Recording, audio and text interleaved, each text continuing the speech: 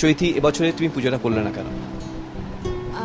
এবছরে আমি পুজোটা করতে পারলাম না, তার কারণ আমার বাবা চলে গেছেন, তাই এবছরে আমার কালো শৌচ।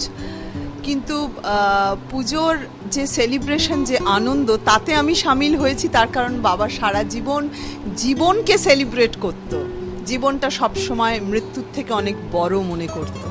সেই বিশ্বাসেই আমি পুজোটা সেলিব্রেট করেছি, কিন্তু আমি পুজোটা করিনি পরের বছর। আবার আমাদের পরিবারে সব সময় না নয় কবিতা, গান সব কিছুই ভীষণ যে কোনো সেলিব্রেশনের সঙ্গে, যে কোনো পুজোর সঙ্গে মিলেমিশে থাকে, যুক্ত থাকে। আর আমরা তো সব সময় বাঙালিদের একটা প্রথা আছে দেব দেবীদেরকে বাড়ির মেয়ের মতো আপন করে, তাই লক্ষ্মী হচ্ছে বাড়ির মেয়ে, বাড়ির বউ।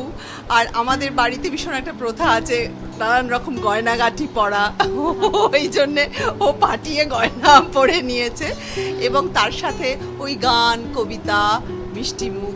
পিপি খুব ভালো গান গাইতে, আমি বললাম তাহলে ওয়াই নট গিটার, সব মিলিয়ে আর কি। গান তো পরে হবে, তার আগে চৈতি আজ কিভাবে সেজেছে আমরা দেখে নিই একটুখানি। চৈতি, তুমি আজকে কিরম সেজেছো একটু দর্শকদের বলো, তুমি আজকে কি পড়েছো? আমি কিন্তু খুব সিম্পল সেজেছি।